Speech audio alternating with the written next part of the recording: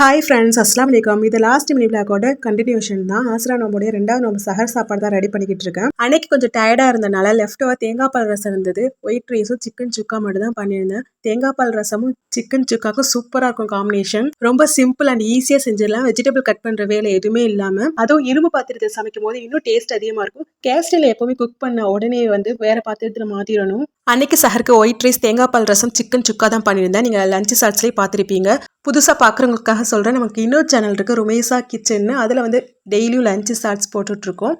பார்க்காதவங்க கீழே description link தர போய் செக் பண்ணி பாருங்க. இது நெக்ஸ்ட் ஈவினிங் இஃப்தார் ப்ரிப்ரேஷன் தான். ரெடிமேட் மலபார் பரோட்டா வாங்கி வச்சிருந்தேன். அதுக்காக தான் எம்டி சால் நான் பண்ணிட்டு இருக்கேன். First time readymade parotta try பண்ணியிருந்தேன். அந்த அளவுக்கு நல்லா இல்லை. அன்னைக்கு இஃப்தாருக்கு மஸ்க்மலன் ஜூஸ், ரெடிமேட் மலபார் பரோட்டா, அது கூடவே எம்டி சால் நான் பண்ணியிருந்தேன். லெஃப்ட் ஓவர் கொஞ்சம் ஃபலூடா மிக்ஸ் பண்ணது இருந்தது. இன்னைக்கும் ஃப்ரூட்ஸ் அண்ட் நட்ஸ் போட்டு ஃபலூடா தான் பண்ணியிருந்தேன். அல்ஹம்துலில்லாஹ் 2 நல்லபடியாக வச்சாச்சு. இந்த வீடியோஸ் பிடிச்சிருந்தா நம்ம 2 சேனலையுமே சப்ஸ்கிரைப் பண்ணிட்டு ஃபாலோ பண்ணிக்கோங்க.